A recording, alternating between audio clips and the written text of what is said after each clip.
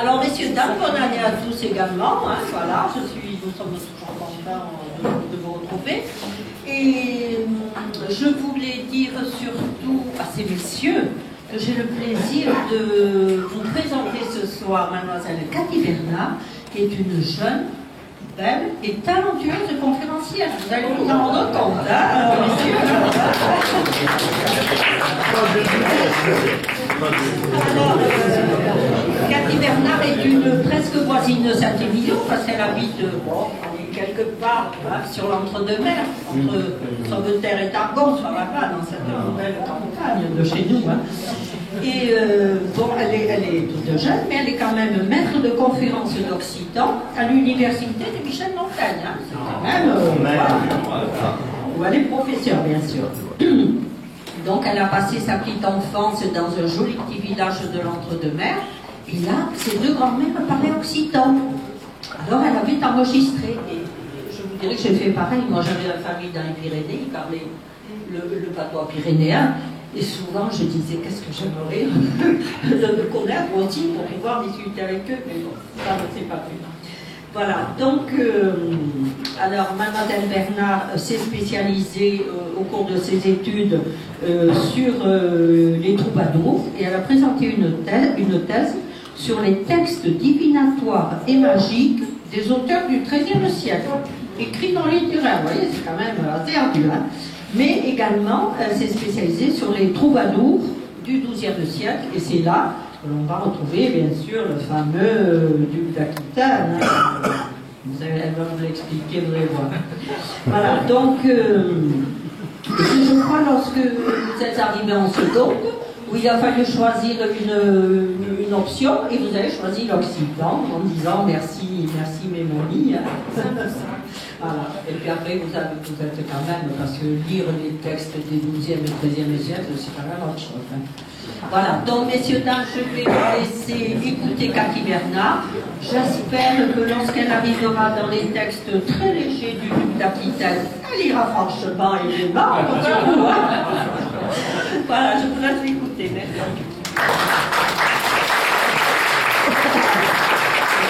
Madame Cathy Bernard nous disait comment vous pourra vous dédicacer ses ouvrages à la fin de la conférence. Nous écoutons. Merci, j'espère être digne de cette présentation. Vous allez voir très vite. Donc déjà, je vous remercie à tous d'être là, puis je remercie la Société d'Histoire et d'Archéologie de Saint-Émilion de venir. Alors donc, je vais vous parler d'un grand personnage, méconnu, mais très connu. Mais comme tous les grands personnages qui sont comme ça, légendaires, on croit savoir beaucoup de choses sur lui, et en fait, on se rend compte, quand on va creuser un petit peu, qu'on ne sait pas grand-chose, ou en tout cas qu'on est mal renseigné. Alors ce grand personnage, c'est celui-ci. C'est Guillaume. Guillaume en occitan. Alors pour ceux qui parlent l'occitan moderne, je n'ai pas fait une faute en mettant deux L. J'ai mis la graphie que l'on trouve dans les manuscrits du XIIIe siècle. Donc Guillaume avec deux L, en occitan. Et donc ce personnage-là est un père fondateur. Il y a beaucoup de pères fondateurs, mais celui-ci en est un. Il en est un sous deux aspects. Le père fondateur d'un lignage, parce que vous savez, peut-être vous ignorez, je ne sais pas, qu'il est le grand-père d'Aliénor d'Aquitaine, de la grande Aliénor. Et puis il est aussi, ce qui n'est pas rien, le père fondateur d'un art, l'art troubadouresque. Donc avec lui, nous allons quelque part côtoyer le mystère des origines. Quelque part le mystère des origines de la légende d'Aliénor d'Aquitaine, et aussi le mystère des origines de cette grande révolution troubadouresque qui, c'est tout, renouvela, en fait, c'est peut-être mieux comme ça, renouvela, en fait, l'image de la dame et de l'amour. Parce que figurez-vous que ce concept de réciprocité amoureuse sur lequel on compte, hein, il n'y a pas d'amour sans réciprocité. Ou alors s'il n'y en a pas, c'est la catastrophe. Bon.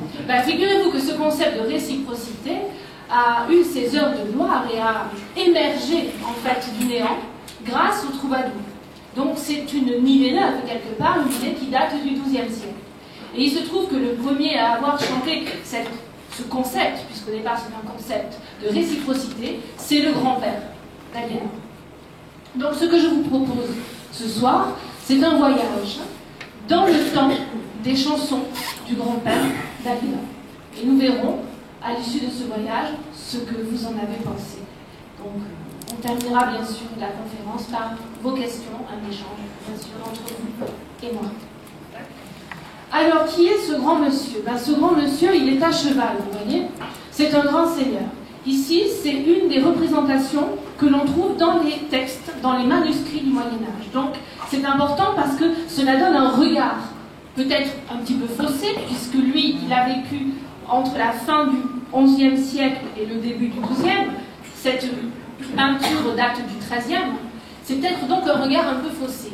Mais c'est quand même un regard important parce qu'il donne en fait l'image que ce grand seigneur avait un siècle après son existence. Et quelle image il a? Eh bien, il a l'image d'un grand seigneur, un guerrier. Donc, par cette image-là, par cette représentation-là, dans le manuscrit, on montre à quel point ce seigneur est puissant, à quel point il a une autorité sur le territoire qu'il va gouverner. Alors, ce qui est un petit peu curieux, c'est que ce n'est pas du tout les armes d'Aquitaine. Vous les connaissez aussi bien que moi, ce fameux léopard d'or. Bon. Ce sont les armes germaniques. Alors pourquoi? J'ai une hypothèse. Un de ses arrière, eh oui, petit-fils, c'est-à-dire un petit-fils d'Aliénor d'Aquitaine, a été très connu sous le nom de Othon IV de Brunswick, empereur romain germanique. Donc peut-être que notre peintre a voulu faire ici un lien entre le grand ancêtre et ce petit-fils empereur germanique. Ça, c'est donc une image du prince d'Aquitaine. Mais il y en a une autre, celle-ci. Alors là, vous voyez, elle est très différente. Donc nous avons une autre fonction, toujours dans les manuscrits du XIIIe siècle. Là, il n'est pas du tout en guerrier, il n'est pas du tout en grand seigneur, il est en train de chanter. Donc nous avons déjà cette dichotomie assez intéressante pour ce grand ancêtre entre, d'une part, quelqu'un à la grande autorité, à la puissance guerrière, et de l'autre part, quelqu'un quelque part qui se met à nu. Vous voyez, il a simplement une robe, un bliot, et il est comme ça, ouvert, et il chante. Et donc cette dichotomie, cette espèce de clivage entre deux pôles dans le caractère du duc d'Aquitaine va faire chercher les chercheurs à tel point qu'ils cherchent encore. Vous voyez, c'est-à-dire que le problème du grand-père d'Aliénor, c'est un peu le problème d'Aliénor. Ils sont très proches tous les deux. C'est qu'on ne peut pas les mettre dans une case. Et vous savez aussi bien que moi que quand on ne peut pas mettre quelqu'un ou quelque chose dans une case, cela pose problème. Mais finalement, c'est sa chance à ce duc d'Aquitaine. Pourquoi c'est sa chance? Parce que comme on ne peut le mettre dans aucune case, eh bien, il ne cessera de poser des questions. Et comme il ne cessera de poser des questions, il a gagné sa part d'éternité. Ça fait de lui un poète insaisissable, un personnage insaisissable. Donc voilà en quelques mots ce que nous allons essayer de découvrir au fil de ces chansons. Je parlais d'Aliénor. Je ne sais pas, c'est pas le lieu, c'est pas le sujet de ma conférence, mais peut-être avez-vous envie que j'aille un petit peu dans le détail? Oui. Bien. Donc j'ai surnommé cet arbre généalogique Aliénor, l'enfant du troubard. J'ai employé l'expression tout à l'heure de art troubadouresque. Troubard, c'est en fait l'autre expression pour désigner l'art troubadouresque. C'est un mot occitan, troubard, qui veut dire trouver. Bien sûr, ça ne veut pas dire que ça en occitan médiéval. Ça veut dire trouver des mots et des sons, tout simplement composés. Donc, on appelle troubard à la fois l'art troubadouresque et tout ce qui constitue cet art, c'est-à-dire les chansons. Donc, pourquoi Aliénor est l'enfant du troubard? Alors là, vraiment, M. Freud aurait eu beaucoup à faire avec Aliénor, parce qu'elle a en fait des ancêtres absolument fantastiques, des ancêtres de légende, et aussi en son sang même, elle porte la marque de l'adultère. Alors, voyons. Guillaume, vous le retrouvez, il est en rouge, il est là. Guillaume d'Aquitaine, dont le grand-père d'Aliénor, c'est le 7e comte de Poitiers, et c'est le 9e duc d'Aquitaine. Il a épousé, en deuxième noces, Philippa de Toulouse. Pourquoi? Parce que Philippa de Toulouse, comme son nom l'indique, est une héritière potentielle du magnifique comté de Toulouse. Pourquoi potentielle? Parce qu'elle a été spoliée de son héritage par son oncle. Vous savez, c'est comme dans les tragédies grecques. Il y a toujours un méchant oncle qui vient se mêler de ce qui ne le regarde pas. Bon, donc, Guillaume, en voyant cette riche héritière spoliée de son héritage, s'est dit, je peux avoir la main sur Toulouse. Et Philippa, en voyant ce grand seigneur, s'est dit, mon Dieu, c'est ma chance, il est si puissant qu'il m'aidera à reconquérir mon héritage. Oui, mais le grand seigneur est aussi puissant qu'inconstant. Vous savez ce qu'il a fait? C'est pas rien, hein. Il a conquis Toulouse 2 fois, et comme il avait besoin d'argent, il l'a vendu 2 fois. Donc, évidemment, l'alliance de départ, le contrat entre les 2 grands personnages n'a pas été très très bien honoré. Mais il y a quelque chose qu'ils ont honoré ensemble, c'est de faire un héritier, bien sûr. Qui dit titre dit terre, qui dit terre dit héritier, sinon ça ne marche pas. Et arrive donc Guillaume, le 8e comte de Poitiers donc, et le 10e duc d'Aquitaine, le père d'Aliénor. C'était son comté sur Dangereuse. Comment peut-on s'appeler Dangereuse? Eh bien écoutez, on s'appelle pourtant Dangereuse. En occitan, Dangeirous. Donc Dangeirous, en occitan, ça veut dire, en occitan médiéval, ça veut dire exactement dangereuse bien sûr, mais aussi difficile. Ce qui laisse amplement supposer, enfin imaginer en tout cas, le caractère de la dame. Dangereuse de Lys le Bouchard a épousé donc Aymery Ier de Châtellerault vicomte. Si vous avez une idée de l'Aquitaine du Moyen-Âge, qui est en fait l'idée de notre Aquitaine aujourd'hui, Châtellerault en fait est non loin de Poitiers. Donc le vicomte de Châtellerault est un vassal du duc d'Aquitaine. Et il se trouve que lors d'une de ces entreprises d'autoritarisme, parce qu'en fait un seigneur, un grand seigneur, pour garder son autorité, doit aller de place en place. Donc, lors d'une tournée, Guillaume rencontre Dangereuse de Lys le Bouchard, et c'est le coup de foudre. Et je pèse mes mots, c'est-à-dire que c'est absolument irrémédiable.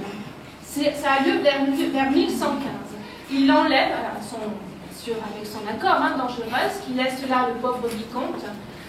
Il est le premier mari trompé, enfin le premier cocu de l'histoire de l'art troubadouresque. Alors, il y a mieux pour rentrer dans l'histoire, mais c'est comme ça. Donc, lui, écoutez, là, c'est pas grave, mais enfin lui, on ne sait pas ce qu'il en a pensé. Mais Dangereuse, toujours, elle, suivit le duc d'Aquitaine, et ça fit scandale. Parce que le duc d'Aquitaine était déjà marié avec Philippa. Et le duc d'Aquitaine installa donc Dangereuse de Châtellerault dans son palais ducal. Son surnom, c'est la Maubergeonne.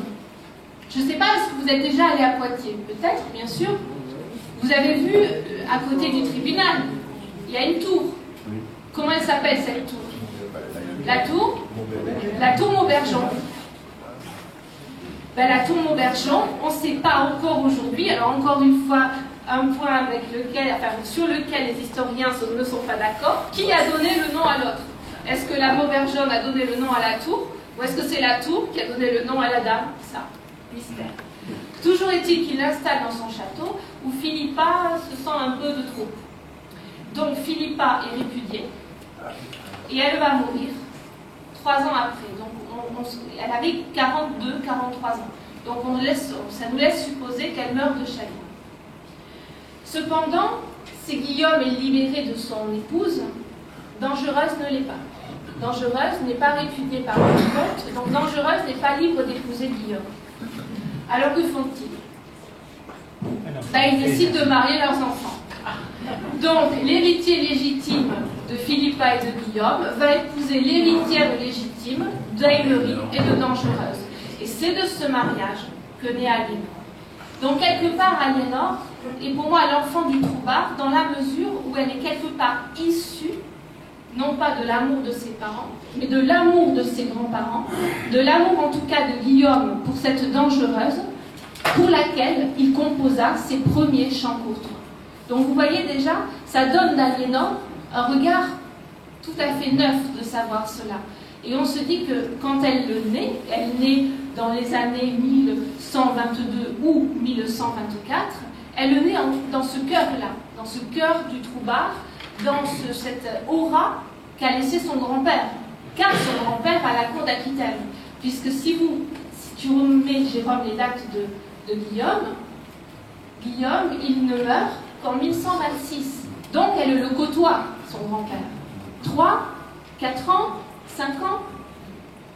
donc assez longtemps pour qu'il impose sur elle la marque de son aura et de son talent. Et après j'arrête sur Aliénor, mais simplement la façon dont sa vie durant, elle a été entourée de troubadours, elle a promu les lettres, toutes sortes d'écrits, rien que cela tendrait à prouver qu'effectivement son grand-père lui a donné une marque indélébile. Il y a un autre symbole qui prouve le lien entre, c'est très émouvant, entre Aliénor et son grand-père, c'est ce vase. Guillaume a eu des grands échecs militaires. Par exemple, il a essayé de suivre le sillage de la première croisade et ça s'est soldé par un massacre de 60 000 personnes. Il en réchappa par miracle. Mais il a aussi eu de grandes victoires guerrières. Notamment, vers 1120, il a à peu près 50 ans, et il va prêter main forte à Alphonse le Batailleur parce que les Almoravides d'Espagne ont pris Saragosse. Donc il faut l'aider à libérer Saragosse. Et pendant cette campagne militaire, il rencontre, donc il devient le compagnon d'armes d'un certain Mitadolus. Et ce Mitadolus, c'est le roi déchu de Saragosse. Et Mitadolus offre à Guillaume ce vase.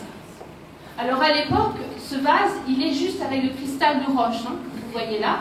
C'est ensuite l'abbé Suger, le ministre de Louis VII, qui le fera recouvrir hein, avec le métal niellé de pierreries.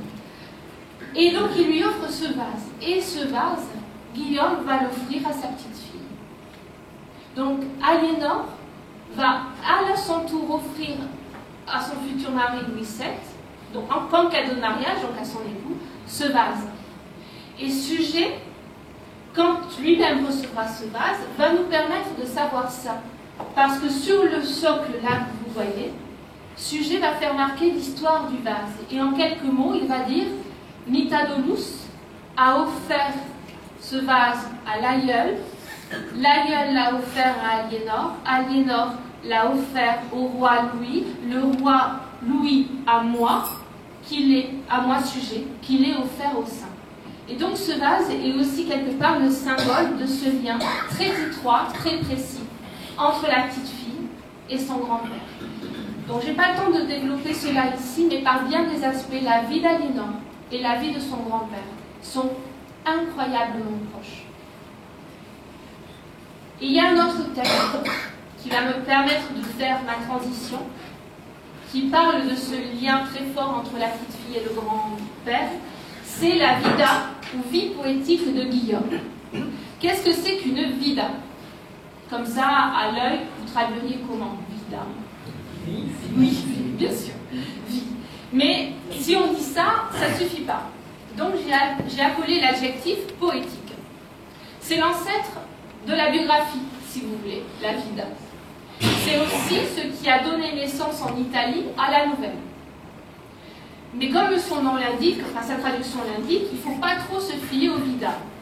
Pourquoi il ne faut pas trop s'y fier? Parce que je vous ai dit expliquer pour le décalage entre le moment où Guillaume avait vécu et le moment où ces textes avaient été transcrits. Vous vous souvenez, ça faisait combien à peu près?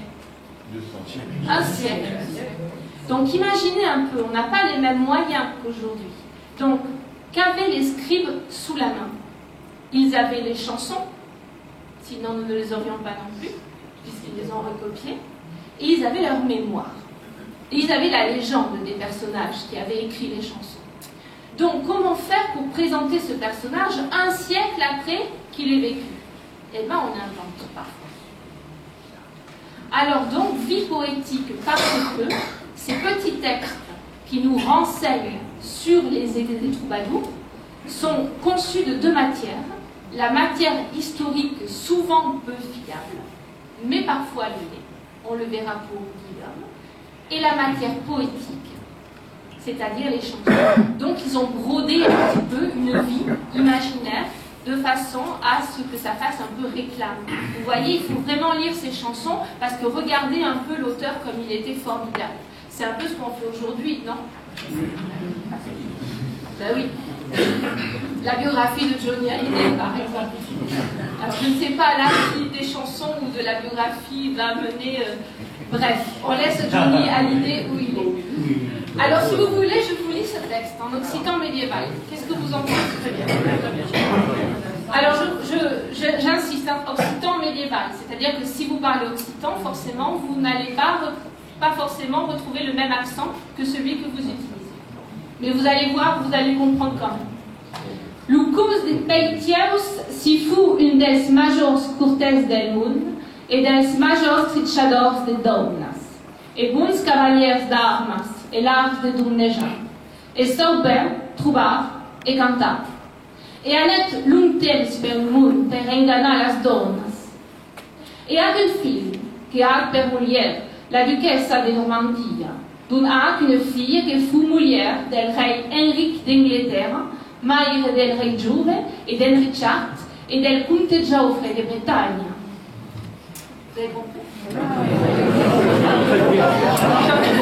J'en étais sûre. Le comte de Poitiers fut un des plus grands courtois de ce monde et un des plus grands trompeurs de dames. Ça commençait bien pour l'origine de la courtois. Il était un bon chevalier d'armes et un grand séducteur. Aïe, aïe, aïe. Il sut bien composer et chanter. Et il alla longtemps par le monde pour abuser des dames. Et il eut un fils, qui eut pour femme la duchesse de Normandie. Il en eut une fille, qui fut l'épouse du roi Henri d'Angleterre, la mère du jeune roi, de Sir Richard et du comte Geoffroy de Bretagne. Qui est cette dernière femme dont on parle? Aliénor. Donc vous voyez, le petit rédacteur, il a quand même dit, bon, quand même, pour que ça fasse un peu plus people, je vais quand même mettre le lien entre le grand-père et la petite-fille, parce qu'elle est quand même très importante. Elle est très importante, donc vous voyez, de par son origine, mais aussi de par les enfants qu'elle a engendrés. Et ça, ce petit texte est très important pour ça. Ça montre qu'un siècle plus tard, c'est toujours très important et ces personnages sont toujours fondateurs. Il y a une petite faute dans ce texte. Juste une, ce qui veut dire qu'il est très fiable quand même. Il y a une petite erreur. Est-ce que vous l'avez perçu? Non, Geoffroy de Bretagne, c'est bon. Mais... Ah, la duchesse de Normandie. Mais qui est duchesse de Normandie? C'est Aliénor. C'est Aliénor parce que quand elle épouse Henri, il n'est pas encore Henri d'Angleterre. Il est duc de Normandie. Il ne sera roi d'Angleterre que 2 ans après. Hein, après le mariage d'Aliénor. D'accord? Donc, quand elle épouse Henri en 1152, il est duc de Normandie. Donc, par ce mariage, Aliénor devient duchesse de Normandie. Et 2 ans plus tard, elle devient avec lui reine, enfin, lui devient roi d'Angleterre et elle devient reine d'Angleterre. Donc en fait, le petit rédacteur a confondu ici la mère et la fille. Ici, le fils de Guillaume, il eut pour femme qui? Ainor de Châtellerault. Et non pas du tout la duchesse de Normandie. Tu peux remontrer le... Voilà. Alors revenons à Guillaume. Comment vous trouvez cette description du personnage? Il est un des plus grands courtois de ce monde, un des plus grands trompeurs de dames, un bon chevalier d'armes et un grand séducteur. Il sut bien composer et chanter. Et il alla longtemps par le monde pour abuser les dames. Qu'est-ce que vous retenez de ce texte? Et voilà. Donc vous vous rendez compte? C'est ça qui fait la magie de ce personnage. Il est à l'origine du grand mouvement troubadouresque. Il est à l'origine de l'amour courtois. Et ce que l'on retient de lui, c'est qu'il est un grand trompeur de dames. Alors effectivement, si l'on s'en tient à certaines de ses chansons, la réputation n'est pas usurpée. Vous voulez voir? Alors cette réputation a fait de lui, malheureusement pour les premiers critiques qui se sont emparés de ses chansons, ça a fait de lui un misogyne. Je vais vous expliquer cela avant de vous montrer la chanson en elle-même. Au début du XXe siècle, un certain Alfred Jean Roy a donc été le premier à publier et traduire les chansons de Guillaume en français. Et vous savez ce qu'il a fait? C'était quand même une autre époque. Hein? Eh bien, il a refusé de traduire les passages cochons. Alors moi, quand j'ai commencé mes études, je me suis dit, dit, tiens, je vais m'occuper de Guillaume d'Aquitaine, je vais aller voir ce qu'il en est. Voilà, donc je suis allée emprunter le livre. Et vous savez ce que j'ai pensé? Je me suis dit, tiens, c'est bizarre, il a publié un livre et il a pas su traduire les passages. J'ai pensé qu'il n'avait pas su traduire les passages. Et non, en fait, non, il a refusé de les traduire. Et donc je me suis dit, c'est quand même fascinant. Donc, presque 8 siècles après son existence, il est encore censuré. Ce qui veut dire que, bon, c'est gênant. Vous savez pourquoi c'est gênant? C'est gênant pas tant pour les chansons grivoises en elles-mêmes. C'est gênant parce qu'il est aussi celui qui est à l'origine de l'amour courtois. Et donc, comment est-ce qu'on peut ranger ça dans la même case? C'est... voilà. Alors voyons voir si c'est si terrible que ça. Alors je vous dis le texte en occitan d'abord. Alors, compagnon, farà un vers que convine, et aura il mai de fudats non sen, et tots mesclats d'amor, et de joy, et de jovem. Et tenias-lo per bilan qui no l'entén, qui sense un cor volontiers res non l'apprend.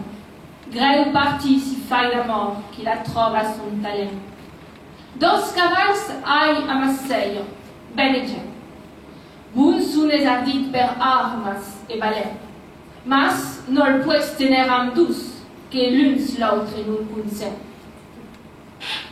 Cavalier, dats mi consell d'un pensament, anc mais no fuiei saras de causiment. Renosai, ab calmetteigna, de Agnès ou de Arsène.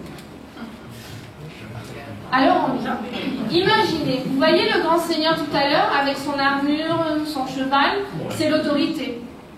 Et là, ce qu'il fait, c'est qu'il bafoue lui-même sa propre autorité. C'est-à-dire qu'il se met en scène dans une position de grand seigneur dans un conseil plénier. Et dans son conseil plénier, qu'est-ce qu'il traite avec ses compagnons? Il traite de questions juridiques, administratives, guerrières, politiques, bref, il gère son domaine. Et là, donc c'est exactement le même cadre. Compagnons, conseillez-moi. On est toujours dans le bon cadre, mais sur quoi? Sur mes désordres amoureux. Donc ça, c'est le premier point qui déjà dérange chez le personnage. Imaginez, il est la figure de l'autorité. Imaginez nos propres politiques, s'ils avaient assez... Voilà, si on les voyait faire ça... Je dis bien, mais imaginez si on les voyait faire ça. Donc voilà, imaginez un peu la cour, imaginez la cour, c'est déjà quelque chose qui fait rire. La figure d'autorité se met en scène et se moque de lui-même dans sa plus haute fonction. Alors, qu'est-ce qu'il dit? Disons, compagnon, je ferai un chant fort honnête. Il aura plus de folie que de raison. Il sera brassé d'amour et de joie et de jeunesse. Et prenez pour un rustre qui ne l'entend ni ne l'apprend en son cœur bien volontiers, qu'il est dur de laisser l'amour quand il est à son goût. Je chevauche 2 beaux chevaux très bien faits. Ils sont bons, hardis au combat et vaillants, mais les tenir ensemble je ne peux, ils se haïssent. Et pour cause, conseillez-moi sur ce dilemme, chevalier. Jamais je n'eus tant d'envie pour faire un choix. Je ne sais vraiment pas si je garde Agnès ou Arsène. Donc imaginez, la cour est pleine, aussi pleine là, même plus. Il se met en scène et il fait rire de lui-même. Et bien rien que ça. Ben rien que ça. Ben, ça veut dire qu'il est inclassable, insaisissable. Et la preuve en est, les chroniqueurs de l'époque n'ont pas cessé d'alimenter sa mauvaise réputation. Alors, les chevaux, c'est pas anodin non plus. Qui dit cheval, dit chevalier. Il ne fait pas que se renverser lui-même, il renverse aussi la symbolique, il joue avec la symbolique de la chevalerie, en transformant en fait ces 2 maîtresses en juments magnifiques, qu'il déplore de ne pouvoir chevaucher ensemble. Bref.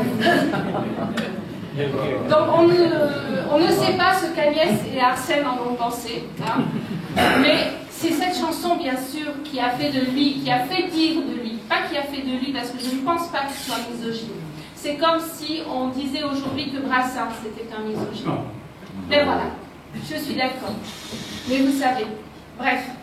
Chevalier, conseillez-moi sur ce dilemme. Jamais je n'eus endormi pour faire un choix. Je ne sais vraiment pas si je garde Agnès ou Arsène. Donc, effectivement, dans cette chanson, on ne peut pas le nier. Les deux femmes sont présentées comme des objets sexuels, à la solde, quelque part, en tout cas pas à la solde, mais au service du Seigneur. Mais au service, pas tant que ça.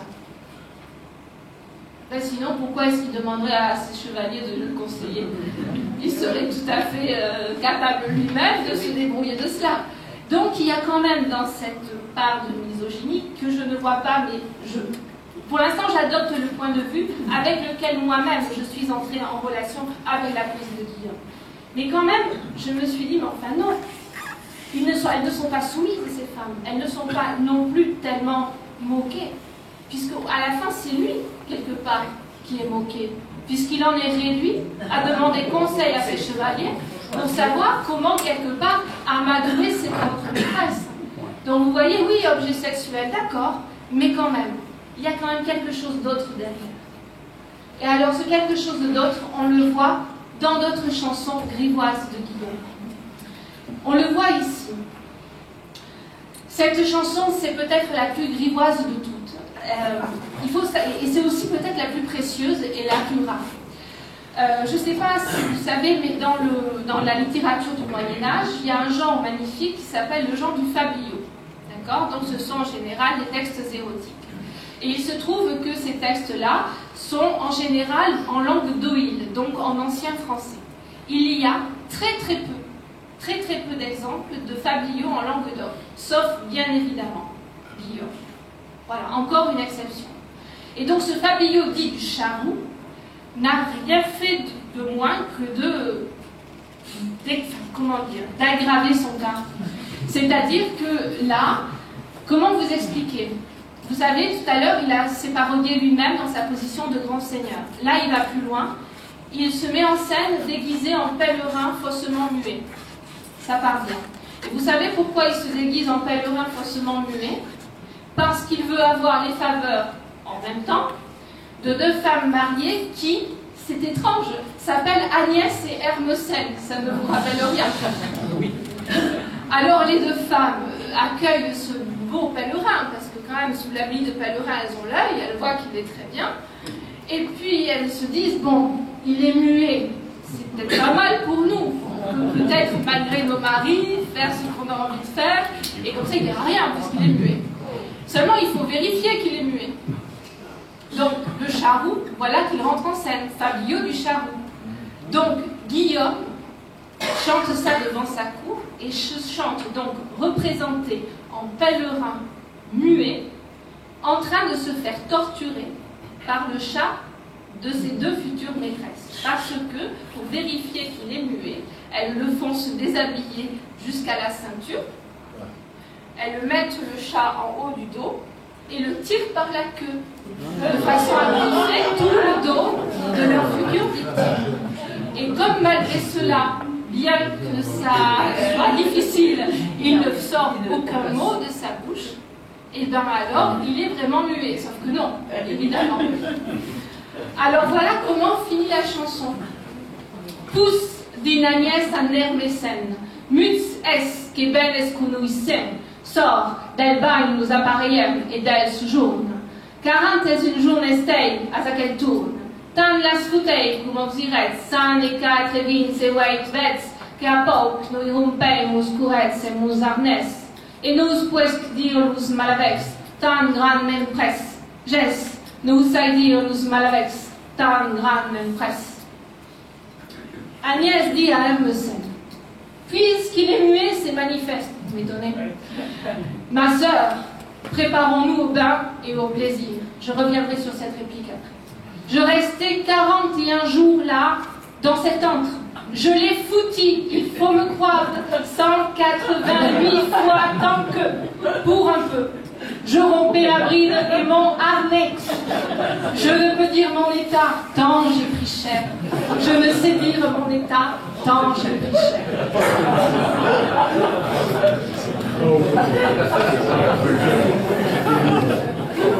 Non, mais regardez le vocabulaire, bride, harnais. C'est qui le cheval, là?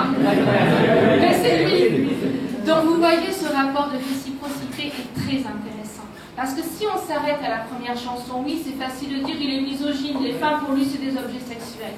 Mais qui est l'objet sexuel? C'est lui. Et donc ce rapport de réciprocité dans la grivoiserie est très très intéressant et très novateur. Ça ne va pas de soi. Ça ne va d'autant pas plus de soi que de quoi on parle là? De quoi fait-il parler les femmes elles-mêmes? De leur plaisir. Non, mais vous ne vous rendez pas compte, mais dans les textes du XIIe siècle, avec une église corsetée, misogyne à souhait, sauf quelques rares exceptions, dont le magnifique Robert d'Arbessel, ça, c'est une bombe. Et en plus, c'est dans le cadre de la cour, donc dans le cadre culturel. Donc oui, il fait rire. Évidemment que c'est du rire gras.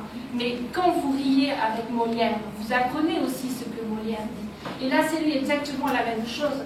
En faisant rire ses compagnons, il les éduque d'une certaine façon à regarder différemment. Oui, d'accord.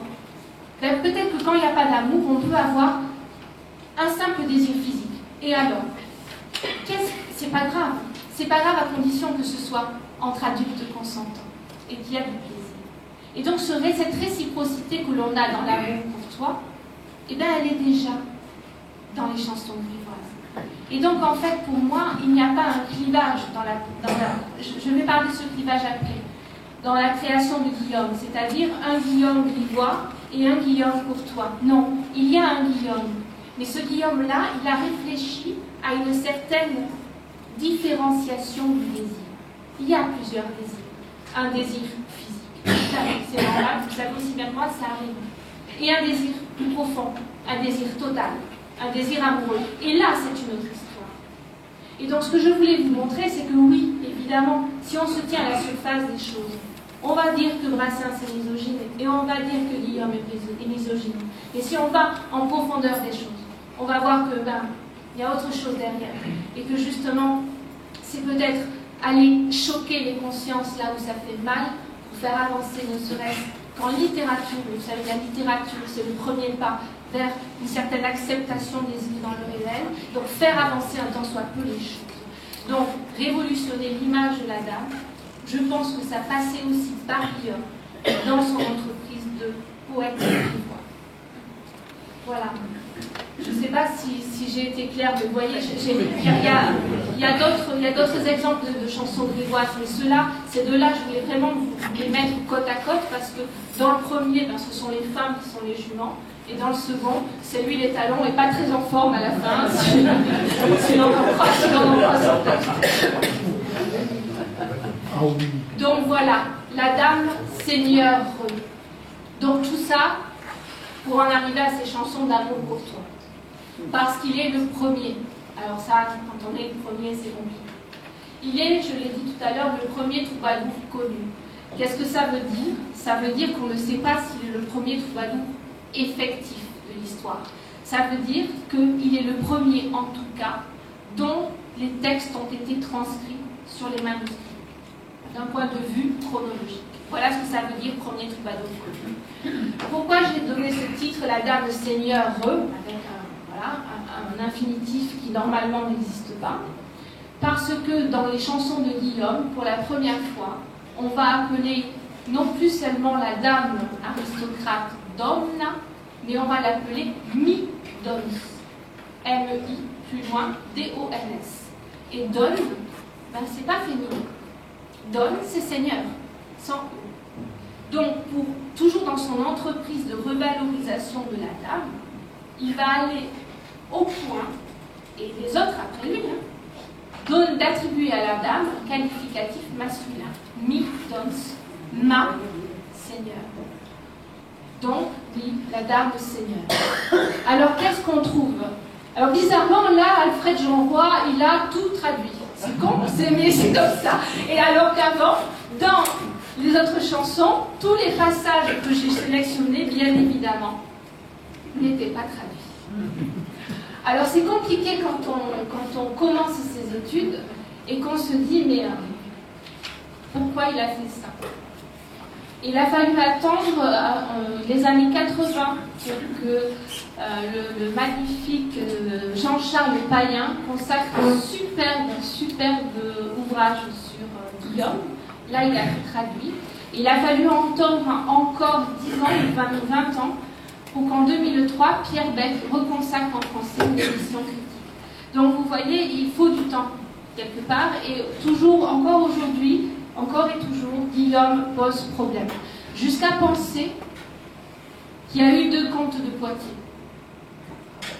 Oui, un qui aurait écrit les chansons grivoises et un qui aurait écrit les chansons courtoises. Ben oui, c'était Richard. Alors imaginez, moi je me suis prise à imaginer cela. Imaginez que nous sommes, je ne sais pas, 3 siècles plus loin que notre époque à nous. Imaginez que on retrouve les chansons de Brassens, qu'on ne sache plus très bien qui est Brassens, et qu'on se mette à chercher donc sur cet auteur de chansons. Et imaginez qu'on considère que il est de Brassens, sous prétexte qu'il y a d'un côté des chansons romantiques, des chansons tristes, et de l'autre des chansons coquines. Qu'est-ce que vous en pensez? Voilà. Donc ça tombe sous le sens. La Dame Seigneur. Alors, j'ai choisi également de vous montrer 2 chansons. 2 qui sont très symboliques de la fine amour, de l'amour courtois, du désir total dont je parlais tout à l'heure. Celle-ci est, je pense, la plus connue du duc d'Aquitaine. Je vous la lis.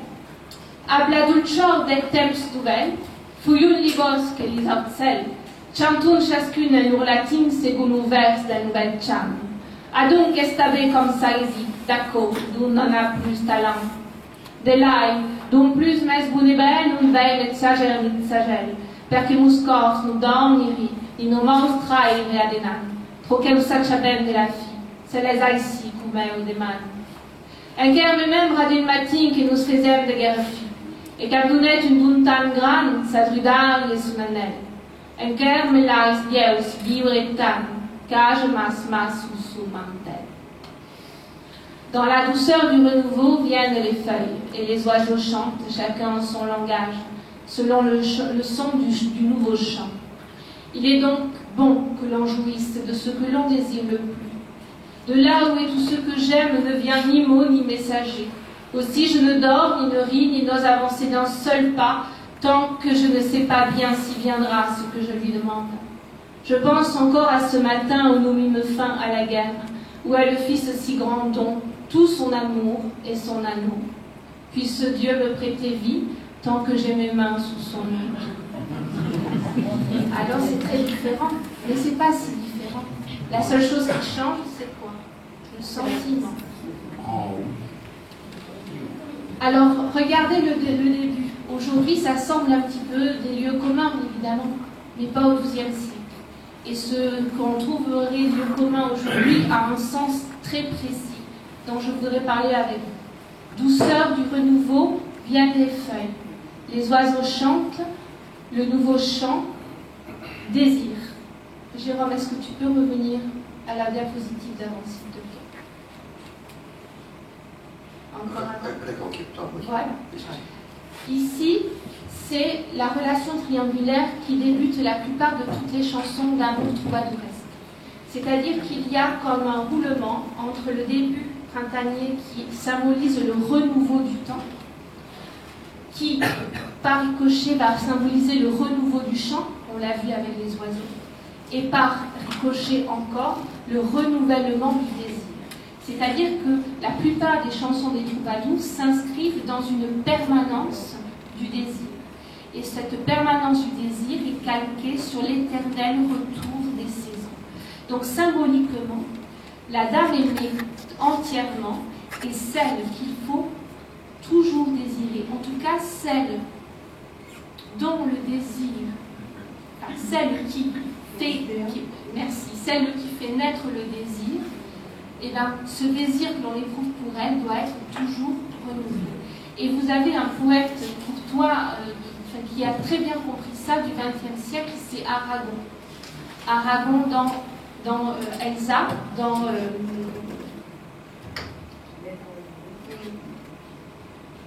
Complainte, c'est pas ça. Le nom m'échappe. Je vais le retrouver. Dans Les yeux d'Elsa, c'est le recueil. Et c'est dans Cantique à Elsa. Excusez-moi, ça y est, je retrouve la mémoire. Dans Cantique à Elsa, il parle de ses 13 années de mariage donc avec Elsa. Et il joue en fait sur ce lien entre le proche et le lointain vis-à-vis de la personne que l'on aime. La personne que l'on aime, parfois, elle est là, à côté, et pourtant c'est une étrangère. Et quelque part, il insiste sur le fait que ce lien étrange, que ce lien mystérieux que l'on a avec la personne aimée doit être conservé. Parce que si on respecte la part de mystère dans le rapport amoureux, alors le désir va être renouvelé sans cesse. Et si on va trop profondément dans la connaissance de l'autre, il n'y a plus cette distance nécessaire, en fait, à la permanence du désir. Et la chanson troubadouresque, c'est ça. C'est essayer de considérer la dame aimée, non pas comme un objet que l'on possède, mais comme un sujet à séduire. La différence est énorme. C'est-à-dire que l'objet que l'on possède, je le possède, je me l'approprie, je l'intègre à ce que je suis. Donc, je nie son altérité. Et donc, niant son altérité, comment je pourrais aller vers? Le désir, c'est aller vers. Tandis que si je considère l'autre comme un sujet à séduire, je passe par ce qui est la mise en danger de moi, puisque cette fois-ci, moi, je ne fais pas ça, je m'avance, je me mets en danger. Et ça passe aussi par la connaissance, le questionnement de l'autre. Et donc, l'idée, dans les chansons des troubadours, c'est de faire en sorte que ce questionnement de l'autre, qu'est la dame aimée, ne cesse jamais. Donc, elle est la suzeraine dans les rapports amoureux. En tout cas, en chanson, évidemment, la réalité est toute autre. Mais en chanson, elle devient la maîtresse non seulement de son propre désir, mais aussi du désir de son amant. Et on le voit dans cette chanson. Jérôme, pardon. Hein. Vous voyez? De là où est tout ce que j'aime ne vient ni mot ni messager. Aussi je ne dors ni ne ris, ni n'ose avancer d'un seul pas, tant que je ne sais pas bien s'il viendra ce que je lui demande. De là où est tout ce que j'aime, il la respecte tellement qu'il ne la désigne même pas par un nom, qu'il ne la désigne même pas par dame, il la désigne par une terre. De là où est tout ce que j'aime. Ne vient ni mot ni messager, aussi je ne dors ni ne ris, ni n'ose avancer d'un seul pas, tant que je ne sais pas bien s'il viendra ce que je lui demande. On est loin de l'étalon conquérant, là. Il est complètement pétrifié. Il est suspendu au désir de sa dame, suspendu à un mot d'elle. Imaginez, c'est le même, le duc d'Aquitaine tout-puissant, c'est le même qui chante ça. Imaginez un petit peu l'impact que cela peut faire.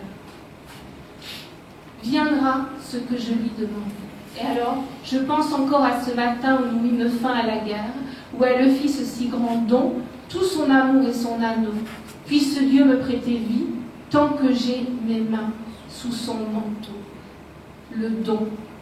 La dame n'apparaît plus dans les chansons comme quelqu'un que l'on va prendre, mais comme quelqu'un qui va faire, dont notre comportement en tant qu'homme va faire en sorte qu'elle se donne. Et la nuance est énorme. Le texte en occitan, si tu veux bien y revenir s'il te plaît. Quem dunet une dun tan gran. Le poète insiste 2 fois sur le verbe donner. Dunet, qu'elle me donna une don, un don, un si grand don. Et qu'est-ce qu'elle donne? Sa drudari, donc son amour total, corps et âme, et son anneau de suzeraine, ou son anneau...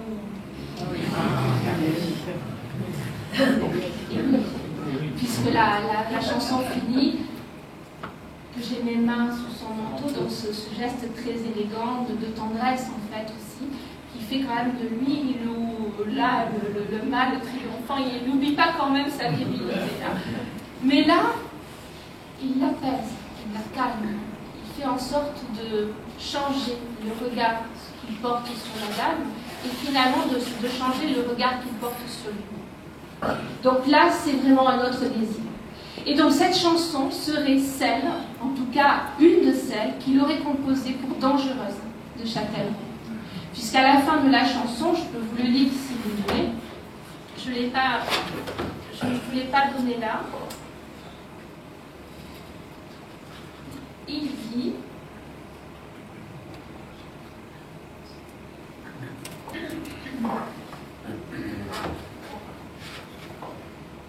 Ça vient. Voilà.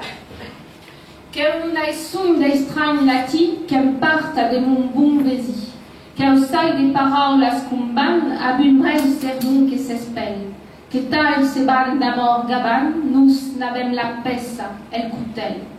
Car ne me faut rien ces rumeurs m'éloignant de mon bon voisin. Je sais ce qu'il en est des mots grâce à ce tout petit proverbe. Pendant qu'un tel d'amour se vante, à nous, la pièce et le couteau. Alors le bon voisin, ça désigne sa dame, encore une fois.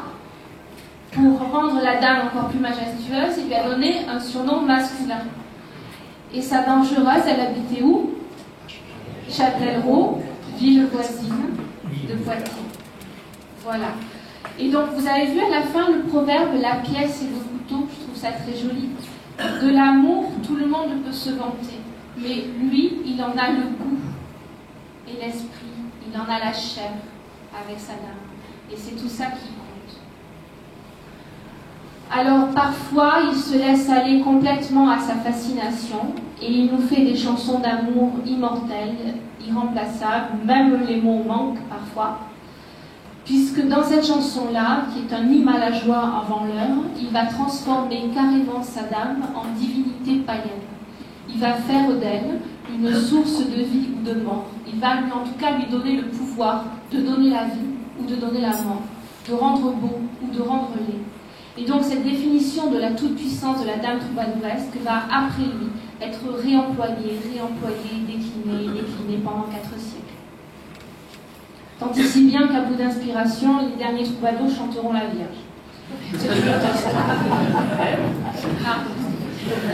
Donc, je vous lis les extraits de la chanson. Anc mais, nun poc hom fai sonar cors, un bouler, ni un désir, ni un pensar, ni un consir.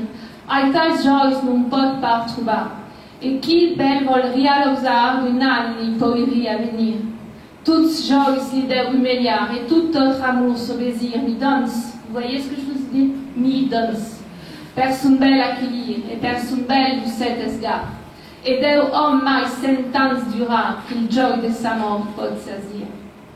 Jamais nul ne put concevoir ce corps, par vœu, ni par désir, ni par pensée, ni par esprit.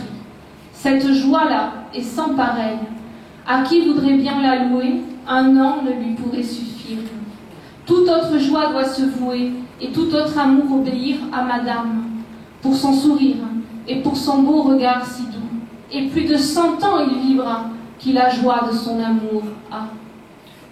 Par sa joie, elle peut soigner le malade, et par sa colère le saint tuer, et l'homme sage rendre fou, le beau enlaidir, et le plus courtois avilir, et le plus vilain anoblir. De meilleur, on ne peut trouver, les yeux voir, ni la bouche dire. Près de moi je la veux tenir, pour en plein cœur me rafraîchir, et pour ma chair renouvelée, qu'elle ne puisse pas vieillir. Si son amour elle me donne, je suis prêt à le prendre et vivre, à le protéger et servir, à tous ses plaisirs dire et faire, à sa valeur savoir chérir, à ses louanges anticiper. Par un tiers, je n'ose rien dire, tant j'ai peur de fort l'irriter. Et moi-même, tant crains l'échec, je n'ose mon amour clamer. Mais elle choisira mon bien, car c'est elle ma guérison. Donc c'est absolument magnifique. C'est du XIIe siècle. Et ça hisse vraiment la dame troubadouresque au rang de divinité païenne. Donc ça fait de la dame vraiment un être, en tout cas dans les chants troubadouresques, un être supérieur.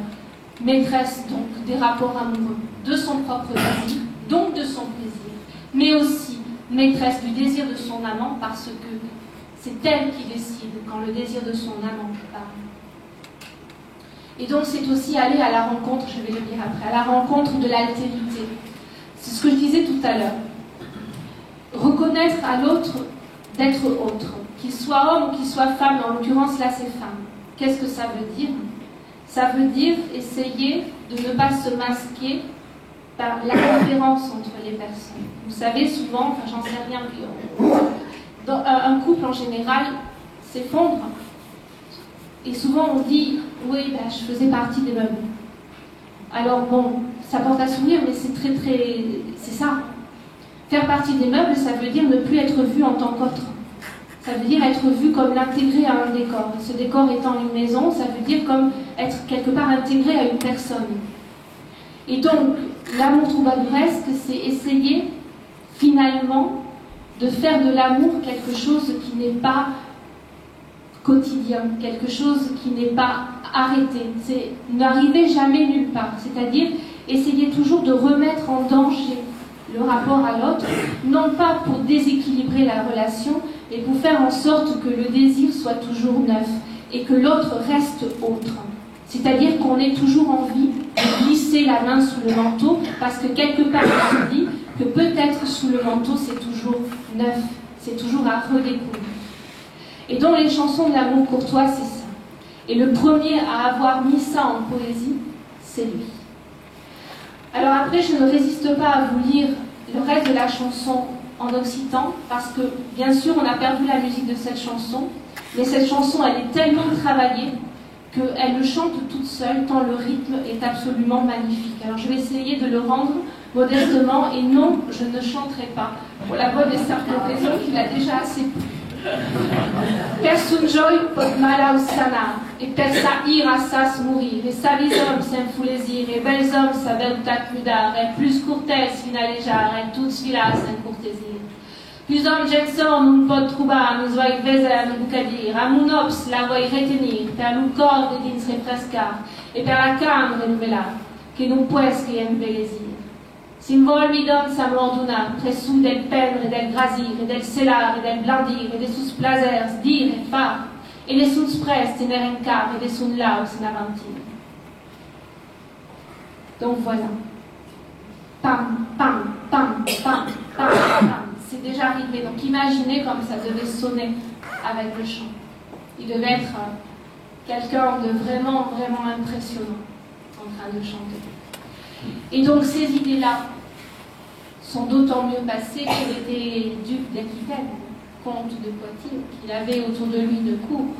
Et donc, même s'il n'est pas le tout premier troubadour, il est à mon sens le premier qui représentait assez une totalité pour pouvoir faire de ce mouvement naissant, en fait, une mode, pour pouvoir faire en sorte que ce soit véritablement l'engouement, dont sa petite fille est quelque part le symbole. Alors, pourquoi est-ce que ce regard neuf sur la femme est intervenu dans la vie de Guillaume Neuf? Peut-être tout simplement parce que lui-même se regarde différemment. On en a un petit peu parlé dans la première partie de ma conférence. C'est pas facile quand on est la figure de l'autorité de se moquer de soi. C'est pas facile de se mettre en danger. Et pourtant, il apparaît que le duc d'Aquitaine, et donc j'en arrive à ma troisième partie, joue avec son image à loisir. Il y a une chanson qui le symbolise véritablement. C'est la chanson qui s'appelle « Je veux que tout le monde sache ». Cette chanson, à elle seule, montre à quel point le prince d'Aquitaine joue avec sa figure. Dans la première partie de la chanson, il va apparaître dans une figure classique de lui-même, c'est-à-dire « Je suis le grand seigneur », la figure d'autorité. « Je suis le grand poète parce que je suis clairvoyant. Et donc, je suis aussi le meilleur poète parce que je suis tout cela. » Puis tout d'un coup, il va faire complètement dévier la chanson. Et il va se présenter comme un amant surpuissant. Et donc, il va faire de lui le représentant du métier amoureux. Dans la première partie, il était le métier poétique, il était le meilleur représentant du métier de poète. Et dans la deuxième partie de la chanson, il va être le meilleur représentant du métier amoureux. Mais ça ne suffit pas au prince d'Aquitaine, ce jeu-là. Et donc là, la dernière partie de la chanson, il va encore retourner les choses. Et plutôt que de prouver par un exemple qu'il est le plus fort au jeu de l'amour, il va justement raconter à sa cour une anecdote où, face à une femme, il fut impuissant. On se dit, bon là c'est fini, il arrête de tourner dans tous les sens. Eh bien non, à la fin de la chanson, il se redresse encore, il rejoint, il rejoint ces deux métiers, le métier poétique et le métier amoureux, dans une dernière réplique en disant « Et maintenant, le tour est joué ». C'est-à-dire que j'ai lassé ma chanson et j'ai aussi réussi à délasser la dame, donc je suis le plus fort en tout. Et je voulais vous lire des extraits de cette chanson parce que vraiment cela montre son caractère absolument insaisissable et inclassable. Ben vuoi che sappiano i plusor d'un vers si es de bonne couleur, qui est trac de bon obrador, qui porte d'Alcel mestière la flore, et es vertats, et pues ne trae un vers autor quan er lassats. Je vais lire la traduction. Ah mais je ne l'ai pas là, donc je vais la lire là. Elle a disparu. Non mais c'est bon, je l'ai là. Je veux que tout le monde sache si mon chant est bien coloré. Il sort d'un fort bon atelier car de ce métier j'ai la fleur en vérité. Et ce chant m'en sera garant une fois fait. Voilà, je suis le grand seigneur et je suis le meilleur poète. Et pour garantir de tout ça, mon chant lui-même vous le montrera. Je connais raison et folie. Je connais la honte et l'honneur. Je sais le courage et la peur. Si un jeu d'amour m'est offert, niant rien, je saurai choisir le meilleur, non les mauvais. Je connais celui qui me loue et celui qui me veut du mal. Je connais celui qui se moque et ceux qui avec moi se plaisent, je connais bien. Ainsi dois-je faire leur joie et leur bonheur. Donc là on se dit c'est bon, c'est une chanson à sa gloire. Pas du tout. Bienheureux soit qui met le vin. Il me pourvut d'un tel métier qu'à nul jamais ne fit défaut. Je sais jouer sur un coussin à touche à tout. J'en sais bien plus que mon voisin, quoi qu'en pensiez. J'en loue fort Dieu et Saint Julien. J'ai tant appris du tendre jeu que sur tous j'en ai pris la main. À l'homme qui veut mes conseils, aucun refus. Non, pas un ne me quittera sans un conseil, parce que j'ai pour nom maître parfait. Jamais mon ami ne mourra sans me voir le lendemain. Car en ce métier je m'en vante, j'en connais tant, que je sais bien gagner mon pain en tout marché. Je ne dois pas tant me vanter. L'autre jour je fus repoussée, car je jouais à un gros jeu. D'abord, il me fut excellent, mais mis sur table, je vis que j'étais au tapis. Rien n'allait plus. Et elle me répliqua. Seigneur, vos dés sont bien trop minces. Je vous engage à les doubler. Même pour Montpellier, dis-je, pas d'abandon. Et je levai son apperon avec les bras. Quand j'eus levé son apperon, j'envoie mes dés. 2 furent tendrement carrés et un plombé. J'en cognai fort le apperon. Le jeu fut fait.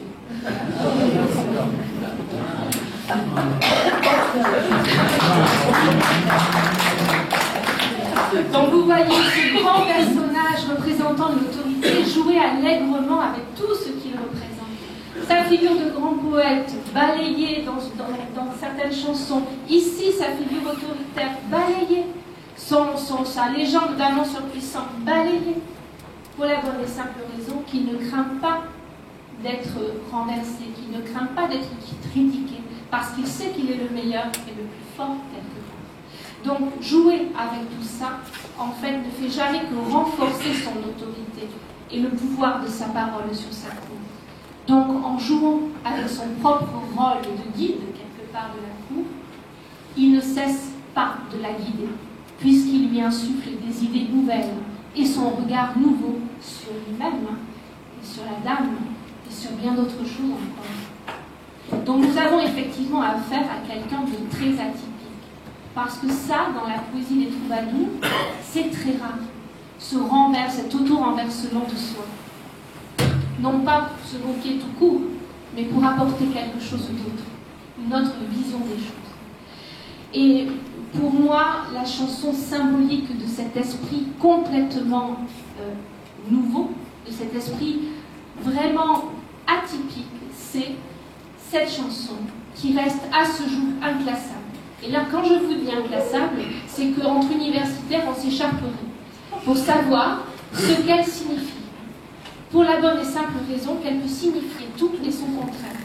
Pour la bonne et simple raison qu'il l'a voulu comme ça. Ça s'appelle « Je ferai un chant de pur néant ». Déjà, ça commence bien.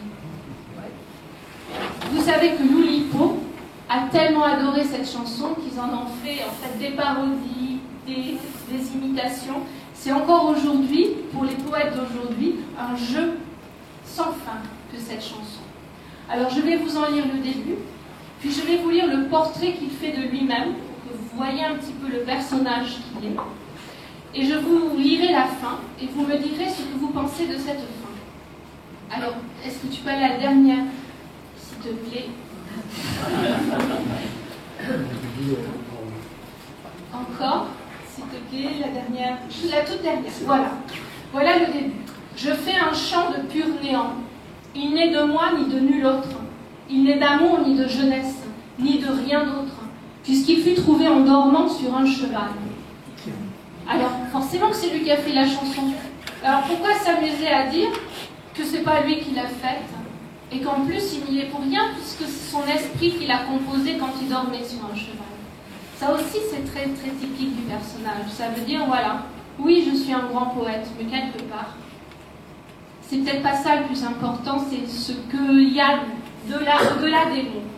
Et au-delà des mots, ben là aujourd'hui, j'ai pas envie de composer ni sur l'amour, ni sur la jeunesse, ni sur quoi que ce soit. Donc je vais faire quelque chose de complètement neuf en fait, puisque je vais composer sur rien. Et avant lui, effectivement, aucune chanson, en tout cas telle que l'art troubadouresque nous a transmis dans les chansons, aucune chanson n'a été composée autour du néant. Il y a eu des débats au Moyen-Âge sur le néant, bien sûr.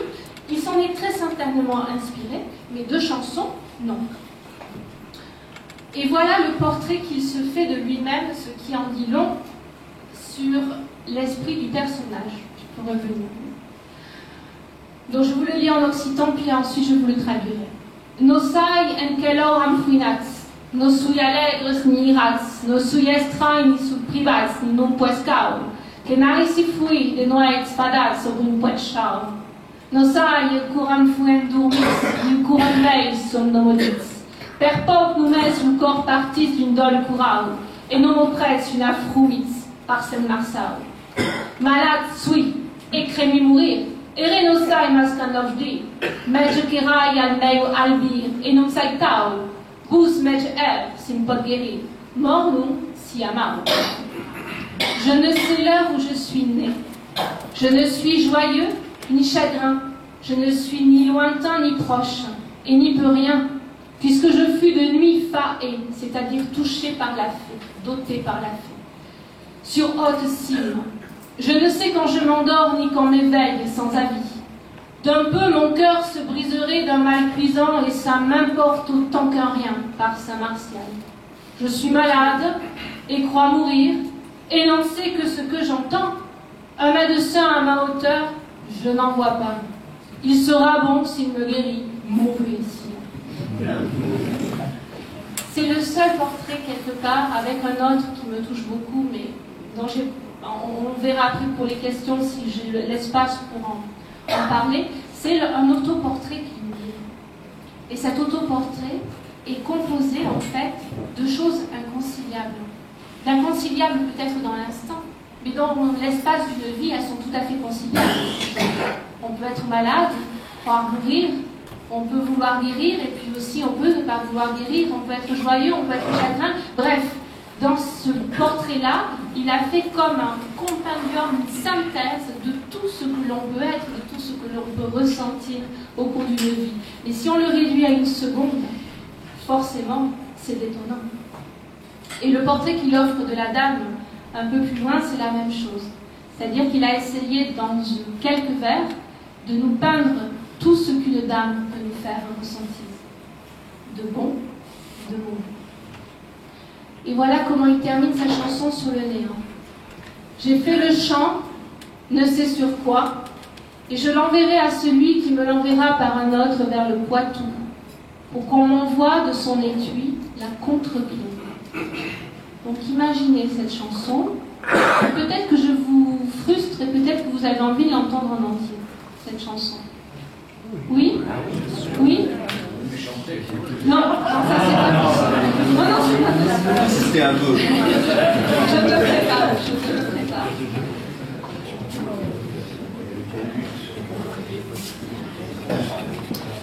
Je fais un chant de pur néant. Il n'est de moi ni de nul autre.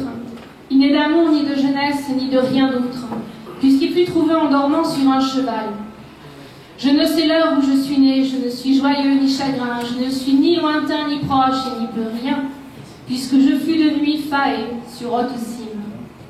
Je ne sais pas quand je m'endors ni quand m'éveille sans avis. D'un peu mon cœur se briserait d'un mal cuisant, et ça m'importe autant qu'un rien par Saint Martial. Je suis malade et crois mourir, et n'en sais que ce que j'entends. Un médecin à ma hauteur, je n'en vois pas. Il sera bon s'il me guérit, mauvais sinon. J'ai une amie, je ne sais qui, jamais ne la vis par ma foi. Elle ne me fit bien ni mal et peu manchot, car n'eut nul Normand ni Français dans ma maison. S'il avait su que sa petite fille épouserait l'un et l'autre. Jamais ne la vis, mais fort l'aime. Jamais n'en eut ni droit ni tort. Quand je ne la vois, bien m'en trouve, et peu m'importe, car j'en connais une plus noble, plus belle, grande. Je ne sais où elle demeure, si c'est en cime ou bien en plaine. Je n'ose dire ses offenses, car peu manchot. Et fort me pèse sa présence. Alors je pars. J'ai fait le chant, ne sais sur qui. Et je l'enverrai à celui qui me l'enverra par un autre vers le Poitou, pour qu'on m'envoie de son étude la contre-clé. Comprenez pourquoi les universitaires se tapent le chignon. Mais pour moi, la clé de la chanson est dans la contre-clé. Qu'est-ce que ça vous évoque, cette contre-clé pour vous? C'est bizarre de finir une chanson en disant « Envoyez-moi la contre-clé ». Oui? Mais voilà, ça veut dire qu'il a écrit une chanson comme un miroir aux alouettes. Il a offert une chanson où chacun peut trouver sa clé.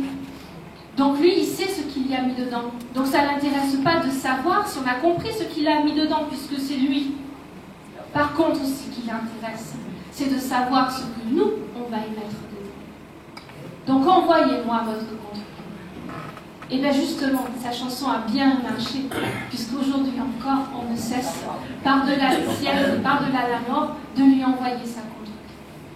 Donc voilà, oui, le grand-père d'Aliénor était un être insaisissable, une légende vivante, une légende après sa mort. Il reste inclassable. C'est bien dommage, vous essayez de le classer, vous ne croyez pas?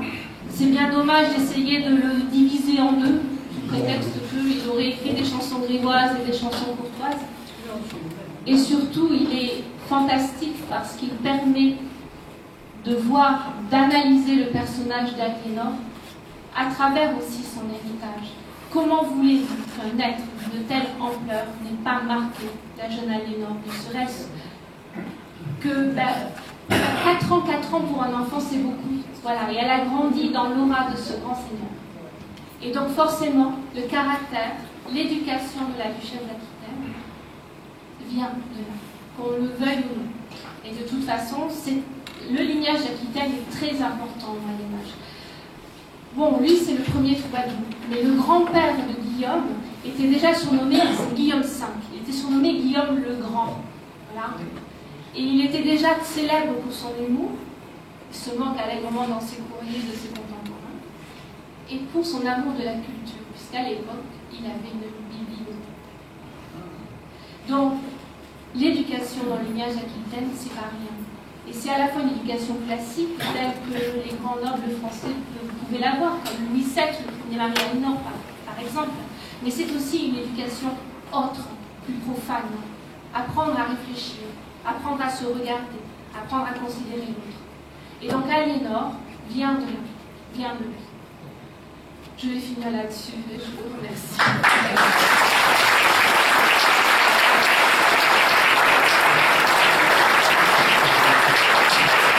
Alors je crois que vous méritez vraiment ces applaudissements.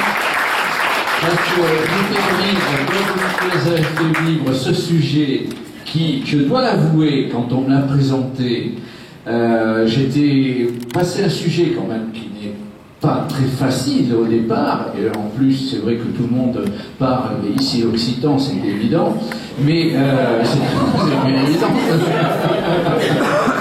Mais franchement, vous l'avez fait avec beaucoup d'humour, avec une simplicité, on voit toute la connaissance que vous pouvez avoir. Je ne sais pas combien vous avez passé d'heures ou de jours à étudier ces textes. Ça sera ma première question. J'ai rencontré Guillaume, parce que Guillaume, on le rencontre. J'ai rencontré Guillaume en 1998. Certains étaient occupés à suivre un ballon. Moi, j'essayais de suivre le néant. Et je vous garantis que c'était pas plus simple. Et donc, calculé. Voilà. Et j'ai fait sortir mon livre sur Guillaume en 2013. Donc vous avez commencé très jeune. Oui, je suis tombée dedans quand j'étais petite. Et ensuite, j'ai donc, comme l'a dit Madame Petit tout à l'heure, j'ai choisi un peu par hasard l'occitan au lycée. Et puis, c'est un coup de foudre émotionnel, parce que ma famille me revenait en pleine figure. Et puis ensuite, à la fac, en deuxième année, donc en 98, j'ai rencontré le Moyen-Âge, l'Occitan, et j'ai rencontré Guillaume. Donc, quelque part, Guillaume est celui qui a déterminé, c'est grâce à lui que je suis là aujourd'hui. Nous en sommes très heureux. Alors, une question, vous avez dit tout à l'heure que, si j'ai bien compris, qu'Aliénor était très proche de son grand-père. En tout cas, oui, la vie des deux personnages sont quand même incroyablement ressemblantes. Et est-ce qu'elle a eu une vie comme lui, dans le même style de vie?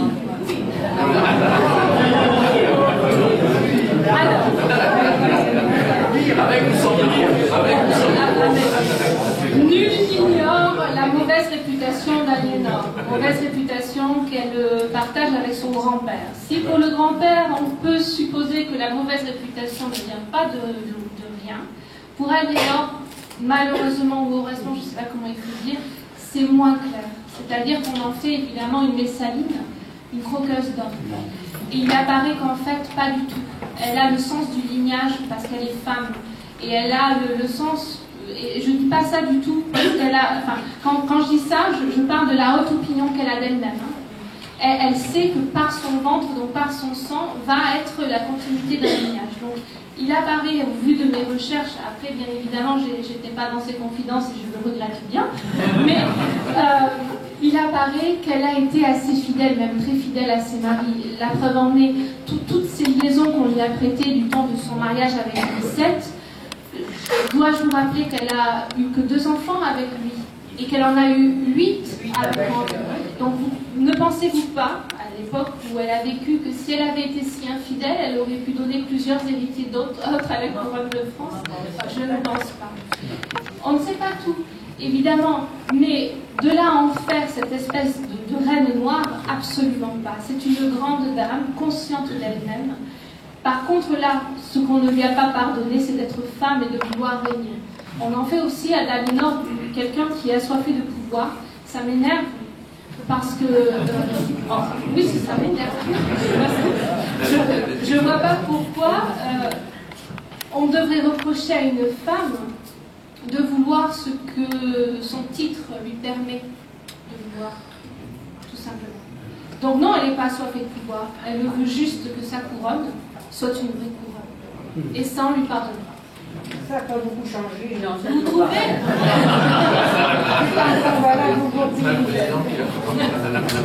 Je suis d'accord.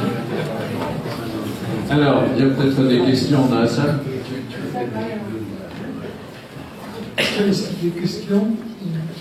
Après, Alors, j'ai une à poser, et puis un souhait aussi à faire. La question, c'est de savoir est-ce que les partitions musicales, on a une idée des partitions musicales, et puis le souhait que j'ai, c'est de vous demander de revenir, nous parler d'Aliénor. C'est quand même un personnage d'importance remarquable.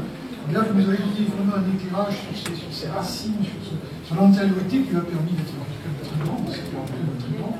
Donc si vous pouvez revenir, je vais parler d'Aliénor, je pense qu'on vous accueillera avec grand plaisir. Oui. Et il apparaît qu'effectivement, pour rebondir sur ce que vous disiez, Aliénor est très très attachée à son lignage, c'est-à-dire que dans les chartes qu'elle va signer, elle va se réclamer de son père ou de son grand-père. C'est très important pour elle. Quand je parlais du sens du lignage, c'est vraiment, ça fait partie de sa position de dame, de dominant, hein, c'est-à-dire de dame régnante. Et j'ai oublié votre première question. Oui, oui. Alors malheureusement, on a beaucoup de textes, mais on a peu de partitions. Les partitions, quand elles existent, sont très, très minimales, c'est-à-dire que c'est simplement des notes. Donc il y a tout à réinventer autour. Voilà. Et parfois, il y a la partition et même pas les notes.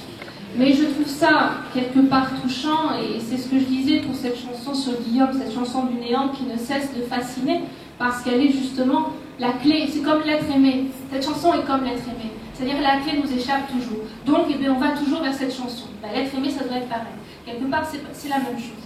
Donc pour les partitions vides, pour les partitions minimalistes, je trouve que c'est un cadeau que le Moyen-Âge nous a fait. Alors les musicologues ne sont pas d'accord avec moi, hein, mais moi je trouve que, parce que les musicologues travaillent sur la reconstitution en fait, des musiques, mais moi je trouve que c'est un cadeau parce qu'il permet aux musiciens d'aujourd'hui de porter leur pacte sur ces textes du Moyen-Âge par bien des aspects, vous l'avez vu tout seul, qui sont très modernes et nous parlent encore. Voilà, moi je vois ça comme un cadeau. Je ne sais pas si j'ai répondu. Je devais soumettre aujourd'hui, ça va, je ne sais pas si c'est... Oui. Et alors, il a fait quelque chose de magnifique, justement. Ça s'appelle Le Royaume oublié. Voilà. Voilà. Et puis, oui, on y travaille. D'autres questions? Alors, si nous avons bien compris, ces troubadours ont donc lancé une mode. Parce que avant, qu'y avait-il? Est-ce que l'on sait si, je ne sais pas, en Espagne, en Aragon, en Italie, est-ce qu'il y avait d'autres faiseurs de belles poéties comme ça de l'Est? Oui. Ou alors est-ce que ça ne correspond pas à la région, c'est-à-dire à l'Occitanie, qui a quand même son caractère, son tempérament, sa trempe, etc. C'est un ensemble de plein de choses. C'est un ensemble de plein de choses. C'est-à-dire qu'effectivement, rien ne naît de rien, même Guillaume IX, qui a écrit sur le néant.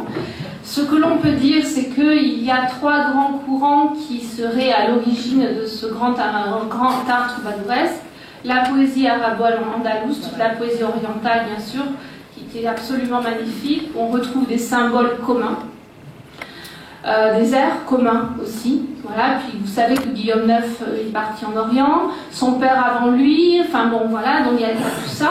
Et puis l'Occitanie est une plaque tournante, c'est-à-dire que il y a le nord en haut et toute la Méditerranée en bas. Donc voilà, ça circule et ça circule beaucoup. Ensuite, il y a toute la poésie latine, bien sûr, la poésie religieuse, les notes, les moines. Il y a l'école de Saint-Martial qui est pas loin de chez Guillaume. Donc tout ça, ça a pu aussi nourrir l'art troubadouresque et toutes les chansons populaires. Voilà. Mais aucun de ces courants, lui seul ou ensemble, n'arrive à vraiment tout expliquer. De tout un coup cette explosion qui naît dans les cours d'Aquitaine, les cours de Toulouse, Montpellier, et qui ensuite va faire des petits avec les trouvères dans la cour de Champagne, etc. etc. Alors c'est sûrement une symbiose, en fait, un concours de circonstances entre différents courants de pensée, des artistes qui venaient se produire chez le duc d'Aquitaine, le duc d'Aquitaine qui s'y est mis aussi, l'aura, l'autorité, le pouvoir, ça explose, ça s'emballe. Voilà.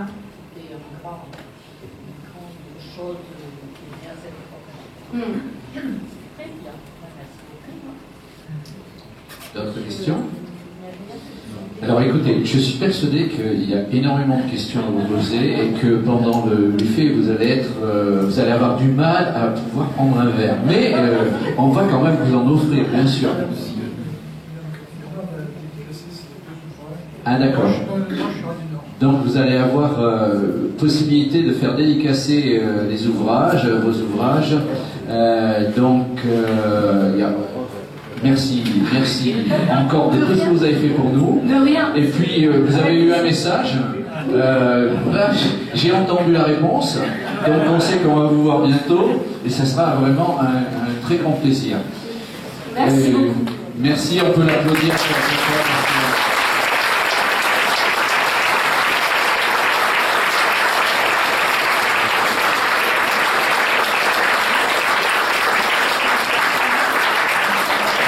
Je voudrais prendre juste une minute pour remercier encore la municipalité de Saint-Émilion d'avoir la gentillesse de nous passer cette salle gothique, qui est une salle magnifique. Et puis en profiter parce que j'ai vu le notre premier adjoint, Monsieur Duponteil, en haut des marches d'escalier. Merci Monsieur Duponteil de nous avoir offert une estrade, parce que ça faisait un petit moment, vous l'avez demandé il y a une dizaine de jours, et ça a été fait, et les micros aussi. Donc franchement, merci pour votre réactivité.